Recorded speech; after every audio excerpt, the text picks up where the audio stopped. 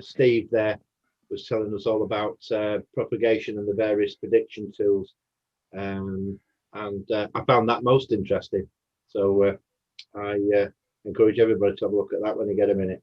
Okay, and Peter, what's coming up on the programme? Right, okay, Dave. Yeah, I'll be very, very quick with it, because I think good news for all of us, really, that we've got something going on every single Tuesday until the end of April, which is really good news. Next week we've got Steve Hartley from the GQRP Club. Week after that we've got Steve Shorey coming back again from down south, doing old ham gear. He does a lot of renovation and so on. 23rd of March, Nick NTV is building a simple receiver. 30th of March, Alan FZP, amateur radio power supply from the junk box, another good one. Moving on to the beginning of April, Dave at BCU from Warrington is doing a feature on James Clerk Maxwell, and you'll learn much more about him if you attend, indeed. 13th of April, Bob Heil, all the way from the States, is going to give us the benefit of his experiences. 20th of April, we've got a chap from Norway, Peter Edworth, LB0 Kilo, their club is in Bergen in Norway, LA1ASK, and they operate from the site of an old medium wave transmitter, and it is indeed a museum now. So he's going to take us, virtually give us a walk through that. Then 27th of April, a CQ podcast team doing Does Price Buy Performance. So that takes us to the end of April. So I'll keep those. They're all on the Warrington website to get some more background on at any time. A couple of quick ones from our meeting. We had a committee yesterday for the Warrington guys. Tristan, I think I dropped you a quick email. I don't know if you've seen it yet. We'd like to keep the 18th of May free for Warrington, because we want to begin to have a think about getting back to the club and so on if the lockdown goes well. Obviously, we know there are quite a few weeks to go, but we want to see what needs to be done. And a couple of days way into summer, 22nd of June, we're hoping to have our annual Foxhunt DF direction finding event. And on the 13th of July, we're hoping to have our annual barbecue, both in Warrington at the club. And we have actually extended via Tristan at the moment. Only did it this afternoon, but there's certainly an open invitation to Berry RS members to come across if that is at all practical. So we're looking forward to a good summer. And just to end, there are obviously quite a few gaps to fill for. We're looking forward to some interesting Tuesday nights. So everybody keep their thinking caps on that one. So there we are, Dave, at the moment. Okay, thanks. Tristan, anything you'd like to say from Berry's side? Well, first of all, Dave, thank you, Peter, for extending the invitation to the barbecue. You do know that we eat an awful lot at Berry, but we will bring our Berry black puddings with us. I'm sure you'll appreciate that. The other thing I'd like to say is thank you to Amy, who's our social media publicist, for doing a wonderful job publicising these events. And that's why you've seen a lot more people on these meetings than previously. So well done, Amy. So fantastic Thank you. Stuff. Yeah, brilliant stuff. So that's all I've got, Dave. Over to you. Okay, many thanks. Well, tonight's feature event is Jeff from Warrington, who'll be talking about the Icom 705 and its accessories, and giving us the first impressions of it. But before we do that, something else just like to cover, which is that we talked the other week or a few weeks ago about the sort of next phase of green. I do it occasionally. Why, I have not managed to find out. We talked about sort of the next phase of club projects, and Steve a couple of weeks ago gave us a talk on one of the transceivers he'd been building, the MCHF. And on the back of that, there was a suggestion that we look at doing a transceiver build. And the one that Steve suggested was the Microbit X6. And just so happens that Steve and Mike have enthusiastically started building one. And if you remember from about a year ago, Peter LLG also sort of did a talk on the microbit X, and has also made a few modifications to it. So what, if I can just share my screen, we've done as a startup for this is that if you go to the Warrington Radio Club website, under projects, you'll find there's a new entry for the microbit X6, which Mike has kindly put together. What we thought we'd do is to start to record down here sort of information and help for people. It's quite an easy build, this one, so it's nothing at the complex end of the spectrum. But what we'll try and do is keep this fresh with information on what you need, where to get it, how to do it, customizing it, extending it, etc. And because this is sort of, if you like, Warrington and Bury people as well, and I know some of you guys, Tristan, have had quite a bit of experience with the microbit X6. Under forum, if you go to the forum, it's been a bit sort of fallen into disuse recently. So what we thought we'd do is start up a forum page on the microbit X6. So all members of Warrington have already got right access to that. If anyone from Bury is interested in collaborating and posting information about it, drop us a line and we'll give you access to the forum as well. But you should all have read access to it anyway. So that's what's happening project-wise. Nice, easy build. And how much does it cost roughly, Mike, for the microbit X? It's about 140 quid, but DHL and the VAT put another 45 on it when it comes into the country. So it's not prohibitive by any means. And for that, you get a... Sorry, go on. It's probably worth ordering it as well if people are interested in building it, because there might be a bit of a delay in coming to the country. So I believe it comes from India, does it? It does, right? Yes. How long did yours take to arrive, Mike and Steve? 4 days. About 3 days. What I'd like to say, though, is perhaps if there was a group order, there wouldn't be quite so much import duty. That's all. Not quite sure how the duty works on that. Well, it's because it's part duty, and it's a big chunk of it is DHL or whoever, FedEx, who are stinging you plenty of money for handling it. Okay, all the more reason in that case, if people are interested and want to participate in a group buy, to make yourselves known. There's no point shouting out now because it'll all get lost in the detail. Drop an email back to me or to Jeff or Steve or Mike or Peter if you're interested. And even if you're not interested in a group buy, if you're interested in building one and want to share information, then make yourselves known, and we'll see how we go. And the only other thing was to say welcome to Eve and to Ray as the latest people to join Warrington Radio Club. Good to see you. You'll see him hiding behind Mr. Bean in the corner. And with that was Ray. Oh dear. And with that, Jeff, may we therefore hand proceedings over to your good self and tell us all about the IC705. And you're on mute.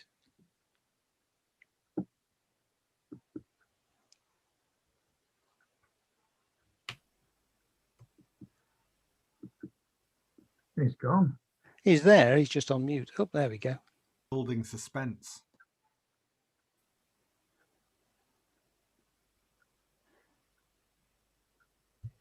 Jeff, I suspect you're still on mute.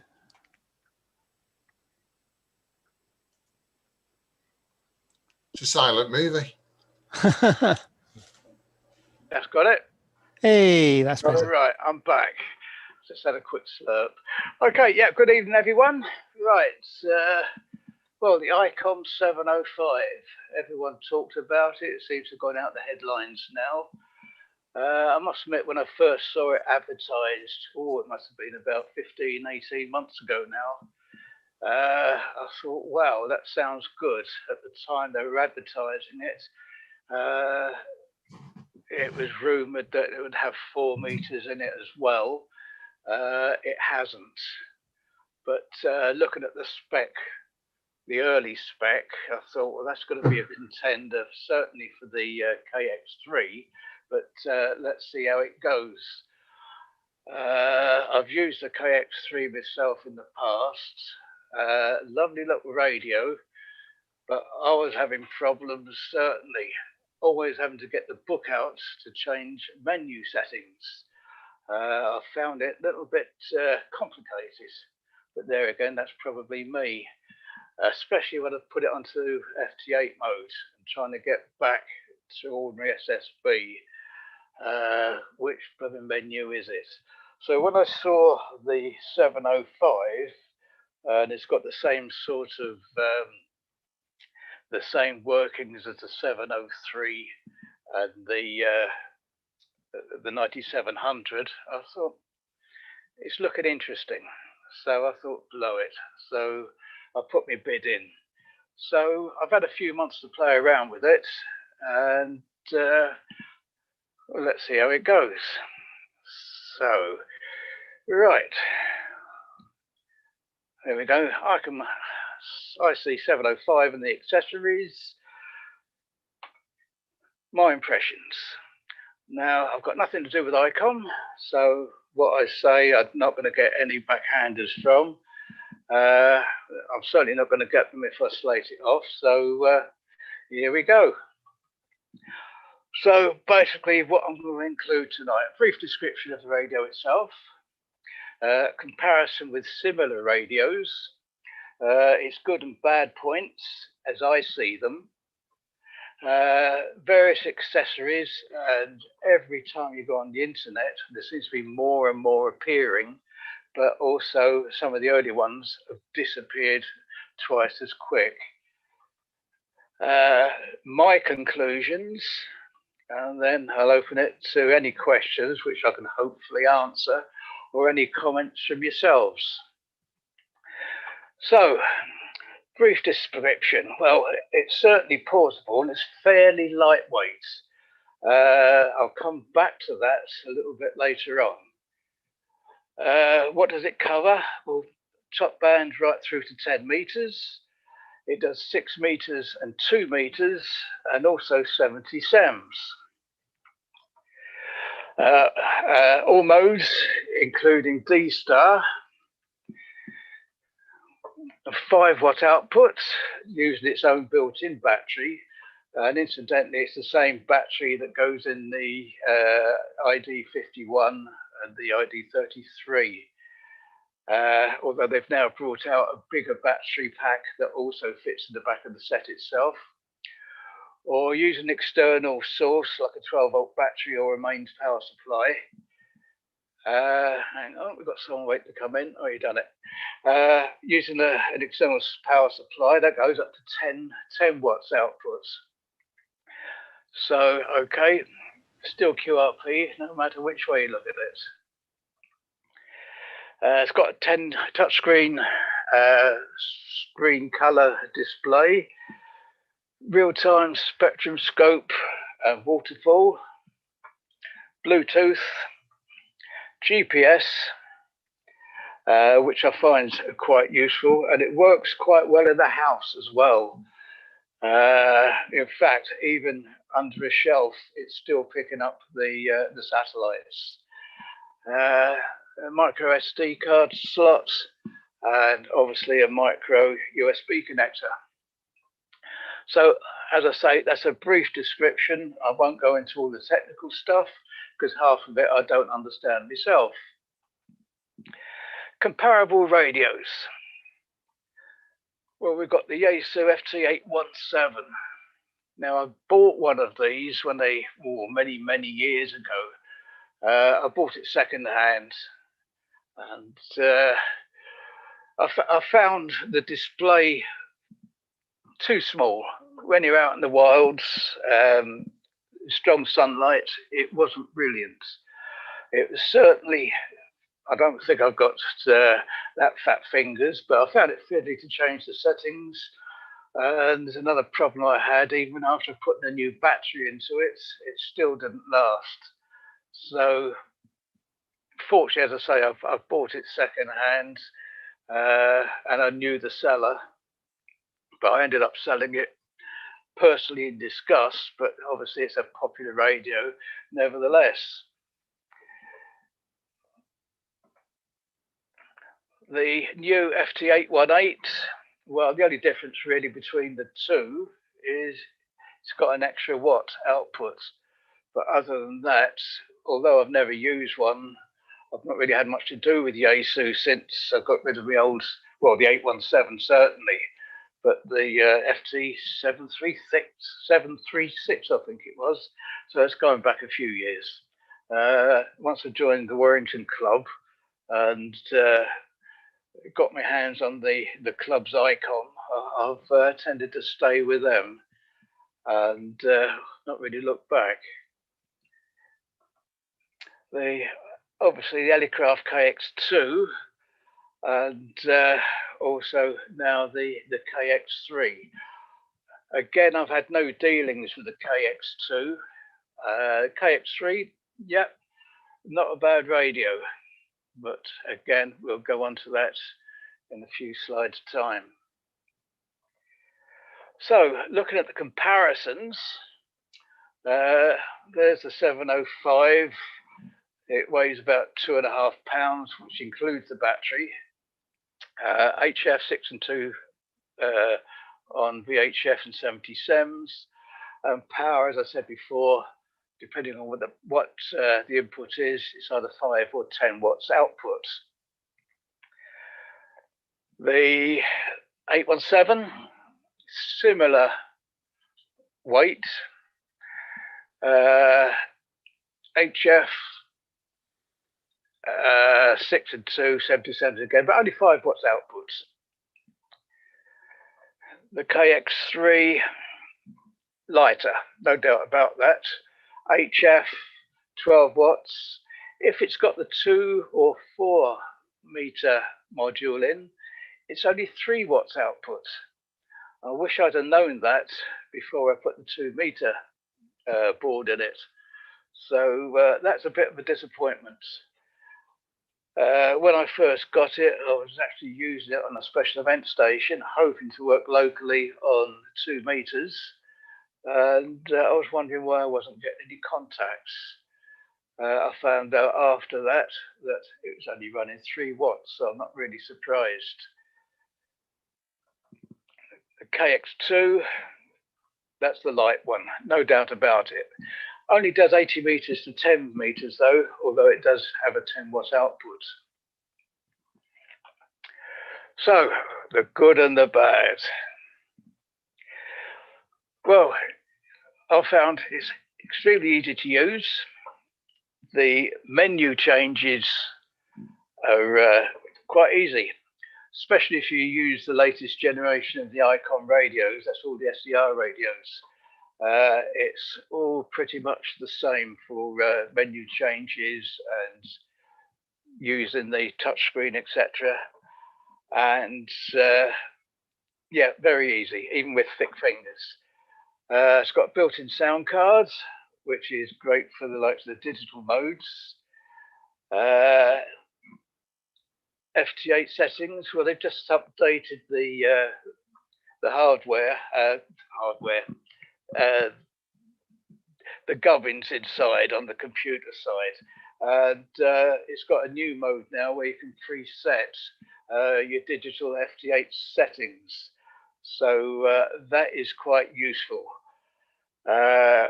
It's got a pretty good battery life. I believe, what was it I was reading?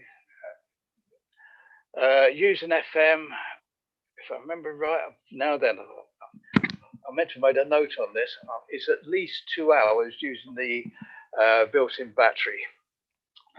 And again, another thing I liked was the fact that it's got the front-facing speaker, which again is useful if you're outdoors, unless you use headphones, of course. Right, where are we? The bad.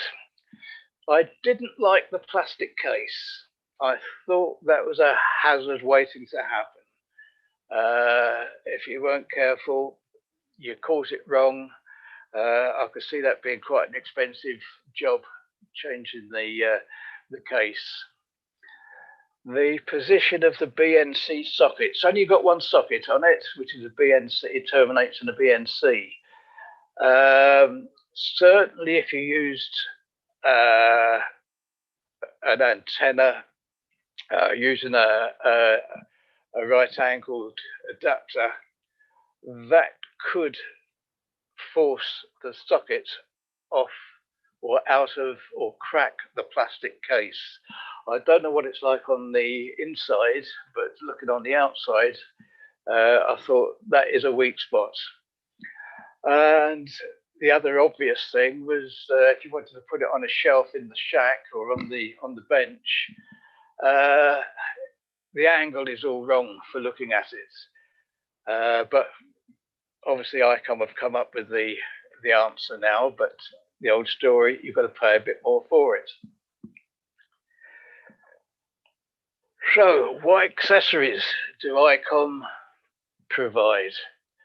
Well, they do an ATU, which hasn't actually been released yet. They've just introduced a magnetic loop antenna, but unfortunately that only does, was it 40 meters to 10 meters. The 272 low-lying battery pack, one does come with it.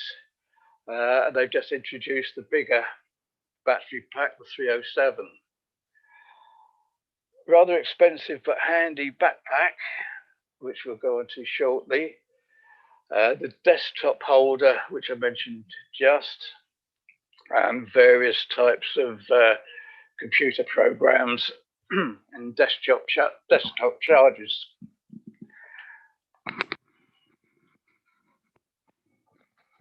Just take a sip on gun dry. So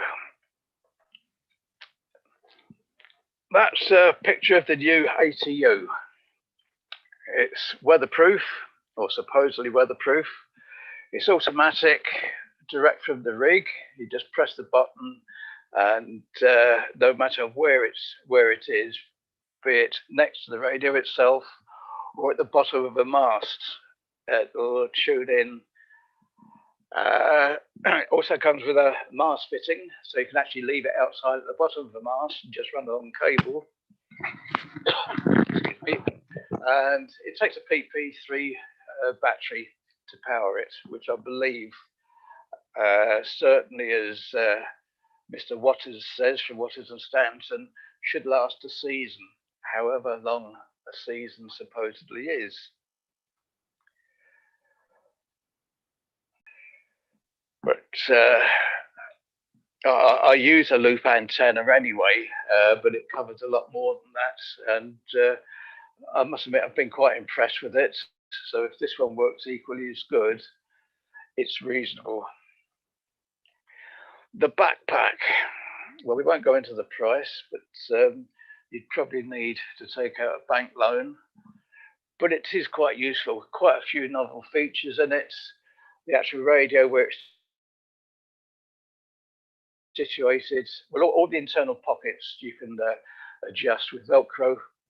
The radio itself sits on a, for want of a better word, a small shelf, and there's a thumb screw that goes through the bottom of the shelf to hold it in position.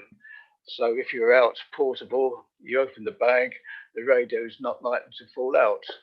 And there's various pockets on it. There's covered holes at the bottom that you can run cable through. There's attachments for attaching aerials to, and it'll take all the kit, your sandwiches, and also a small mini laptop. Right, the desktop holder. A little bit of plastic. Obviously, a fair bit of design to it, but all it is a piece of plastic. And the radio sits on top. It's a reasonable angle when you're viewing the actual radio, but if you look in the bottom of the holder itself, there's 4 small screws that screw into the bottom of the radio itself. And the poor photograph on the right is actually the 705 sat on the desktop holder. And would you believe that little bit of plastic is just short of £20, which is a scandalous, quite honestly, but it's not worth it. I've seen a better desktop hold if you wanted one further along in the presentation. Oh, there it is there. That's right, I quickly threw it in only this afternoon, I was forgetting that. Made by Nifty, American company. And this one, instead of having 4 screws, like in the bottom of the Icom one, it's 1 thumb screw through the base into the bottom of the radio. And it sits quite nicely, as you can see there. There is one problem with it, but I'll come to that again shortly. I say a problem, it might be a problem, but of the two, I'd use the Nifty one without a doubt. And if I'm going a bit croaky again, tell me. Right, accessories from other manufacturers. I don't think I mentioned it, but the 705 hasn't got a built-in ATU. That's why Icom will have now designed and should be coming shortly. I personally use the Adicraft C1. It works, it's lightweight. Again, it runs off a 9-volt battery. And I've had that a couple of years now. To be fair, I don't use it a lot, but it's still got the same battery in it.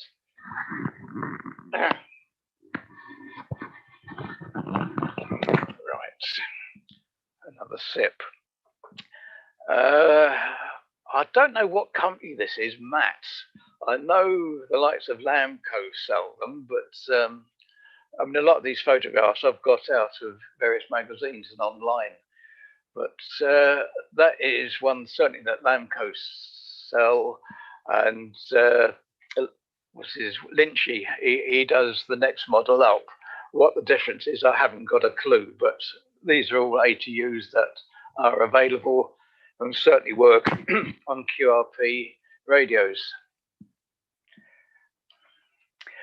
A useful accessory is the 240-volt power supply and charger, and also in the same stable is a battery backup box containing a 12-volt 7-amp-hour battery, and also inside that is a speaker, and that fits. There's quite a bit of weight to that, and that fits and matches the power supply, and it actually fits underneath.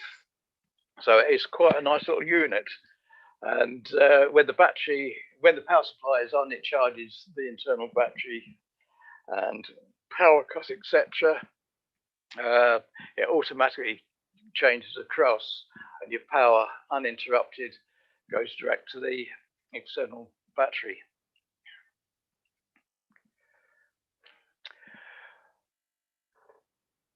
This is a small adapter that fits on the side of the 705 and can also be used as a stand. And basically, that bolts through the earthing connector on the side of the 705. And you can have it in 2 positions. I'll show you in a minute. This BNC goes on the side of the radio, which is through, just here. And that is an SMC fit-in that goes in to the SO239. A lot of people apparently have complained about having the BNC, so they can now put their normal aerials into the 239, 289. I'm getting myself mixed up now. And the jack on the right-hand side is for earthing. Looking at the side there, that's the BNC outlet from the radio through and connects underneath the 239. I mentioned before about the Nifty desktop stand, you need to file away a small section of this part here for it to fit on successfully on the side of the nifty stand. But it's only a light alloy, so it's not a problem. But it certainly does the job if you're like myself. I'm up in the hills or wherever. If I'm working portable, most of my antennas are fed with a PL259. Although the lightweight ones, I must admit, are BNC fittings. But so it's useful, but not necessary. This was a weird stand. Martin Lynch supplied these when these radios first came out. And basically it's just a lump of metal with a ball and socket joint and the same thread as what fits on it's on the same thing that fits on the top of a tripod. So it'll fit into a base of a camera. So you could use it as a camera stand or for the 705, but it's heavy, it's clunky, and I wouldn't give you tuppence for it. In actual fact, I don't think Martin Lynch actually stocks them now, but in all honesty, it's no sad loss.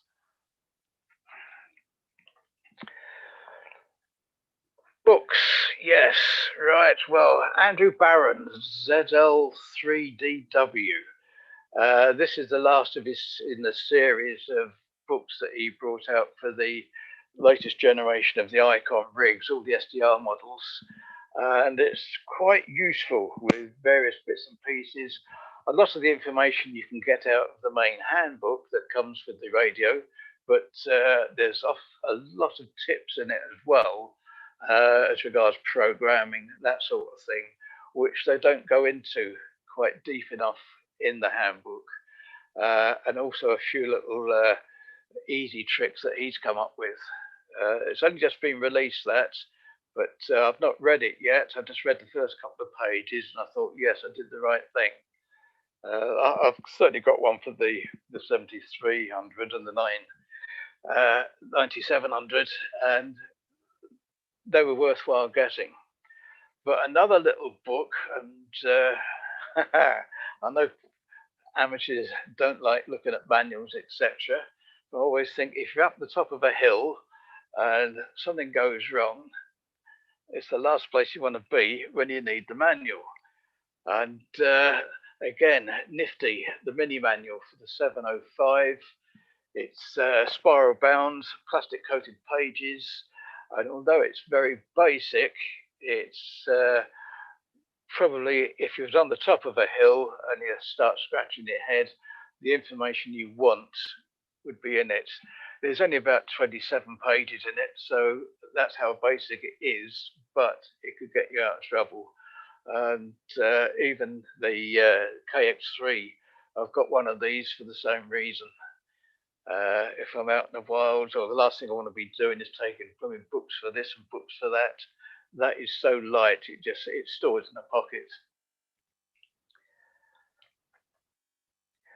So, what are my conclusions?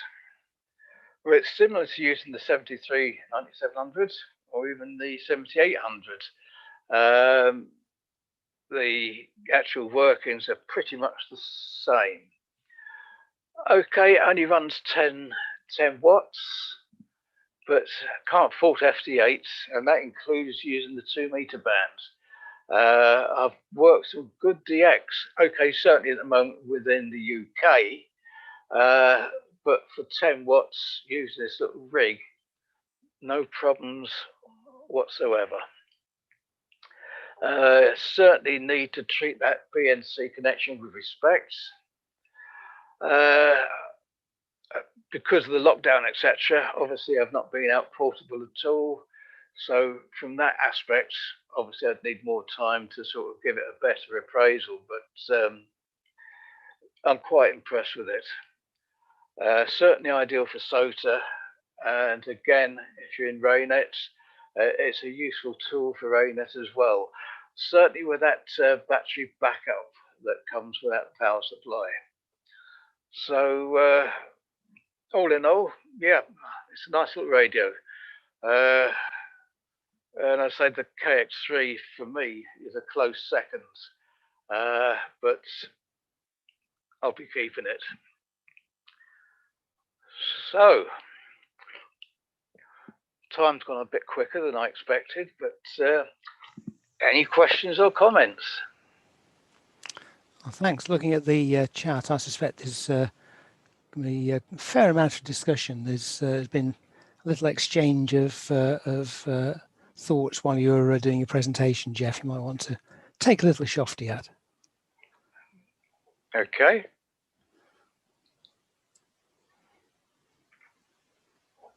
And people, by all means, take yourself off mute and have a look. I should stop screen sharing. Where are we? Where are we? Where are we? Right. Where are we? I'm looking for the... 5. There we go. Hang on. No. Trying to get my screen off. There we go. Nope, still haven't got the... Is it off now? Yep. Ah, right. Sounds like is it Amy? You seem to know a fair amount about this rig. No, definitely not. It was good to see all the accessories though for it. Quite interesting. There's a lot out there, and every time you go on various sites, there's even more. And every time you open up Practical Wireless or Radcom, there's yet another one. So a lot of them aren't worth the money, quite honestly. As I say, that the Icom desk stands, no. By choice, I'd go for the Nifty. And I think it's a lot more substantial as well. My apologies, I misremembered. It was Rachel who was producing the comments. My apologies, Amy. My apologies, Rachel. It's fine. I did find the accessories interesting, so that's definitely answered one of them. Right, over to Rachel. Any queries there, Rachel? And you're on mute. No, I have one, and I love it. So. Oh, right, good. I'm a fan. Yes, without a doubt.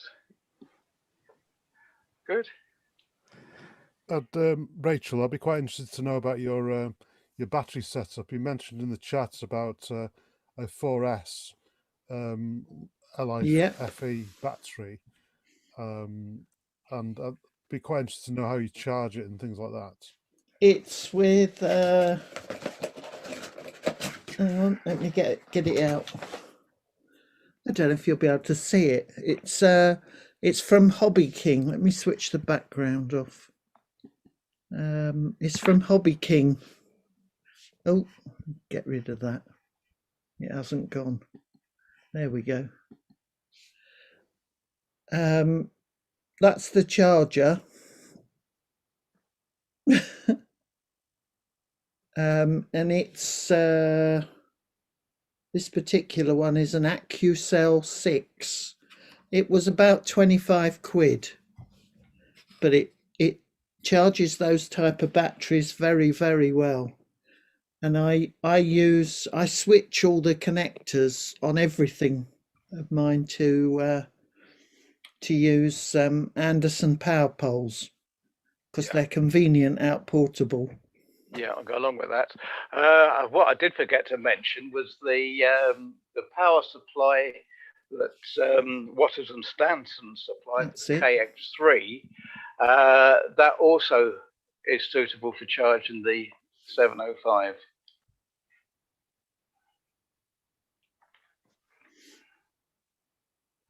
What's the connectivity like, Jeff, in terms of connected to a computer and software involved? No problems at all. Just plug it in and no problems whatsoever.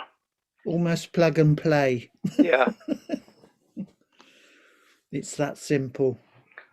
Even using the likes of FT8, it was a doddle.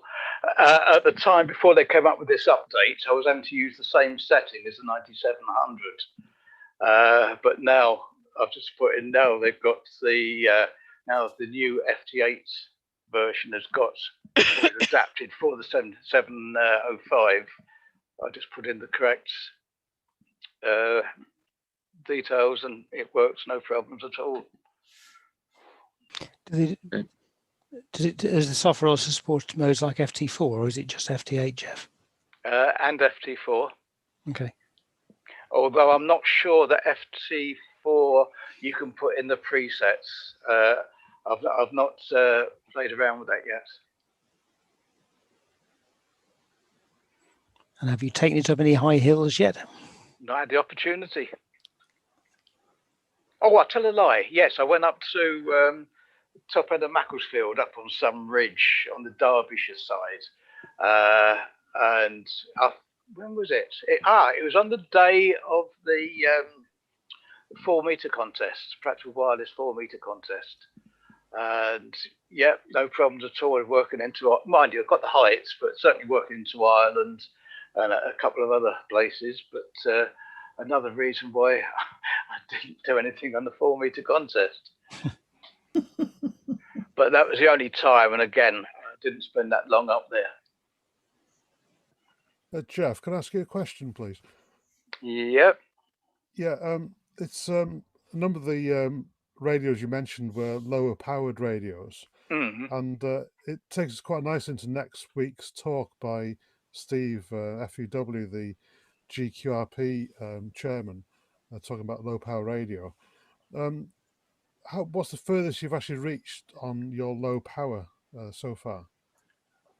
That's not a really fair question. I've not really had opportunity to put it to the test because I've not. Well, right.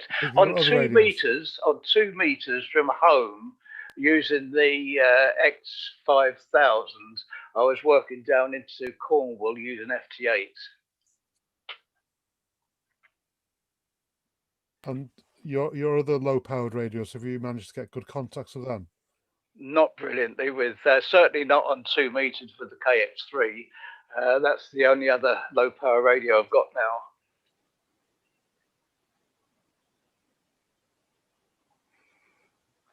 Is that sensitivity or transmit power that's limiting? Can you still hear the same range?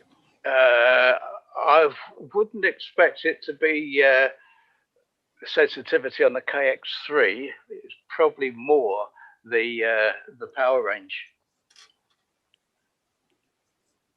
But as I say, I've not had a fair chance yet to use it outdoors, you know, comparison between the KX3 and the 705. Mm-hmm. Hence the first impressions. We'll have to bring them both along to churches on the air, and we can give them both a try.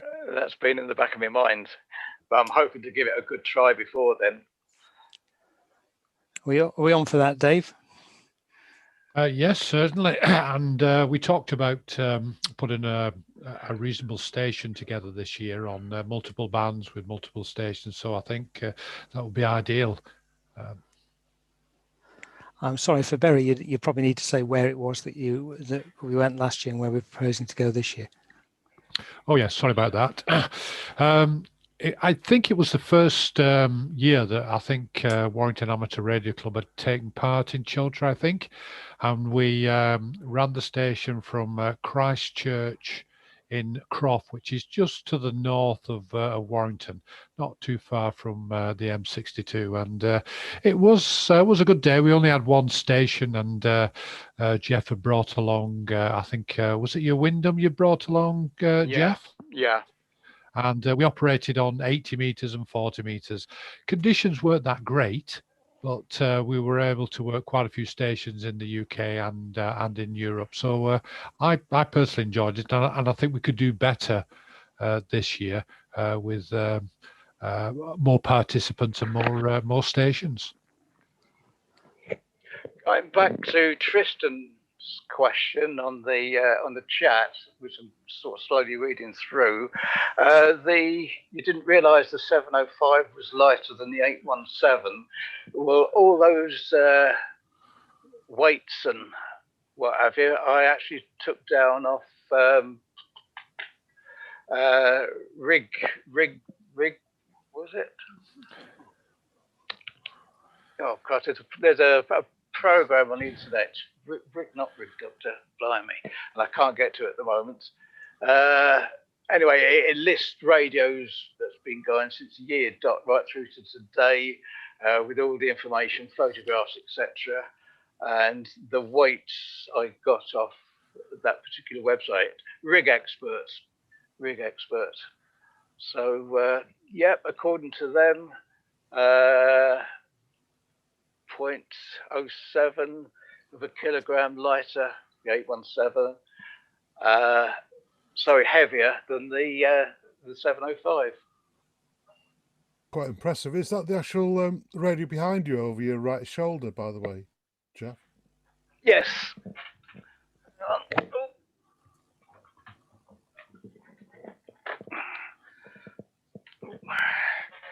That's it on the nifty stand with that little bracket on the side. I'm looking at it the other way. Yeah. Yeah, watch out. But Ash and Berry will be buying one on eBay right now if you're not careful. That was cruel. What's the latest price on it? Sorry? What's the latest price for one of those?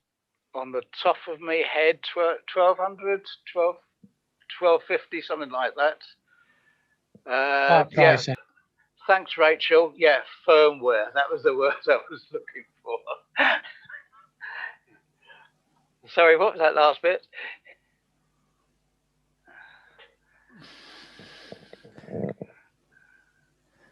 Any other questions for Jeff? In which case, by all means, we'll carry on talking, but I'll close the YouTube live stream. And Jeff, thank you very much for doing that. Yeah, as I say, apologies there. I thought it had gone on a bit longer than that, but it didn't. But hopefully I can add to it when we get stuck for another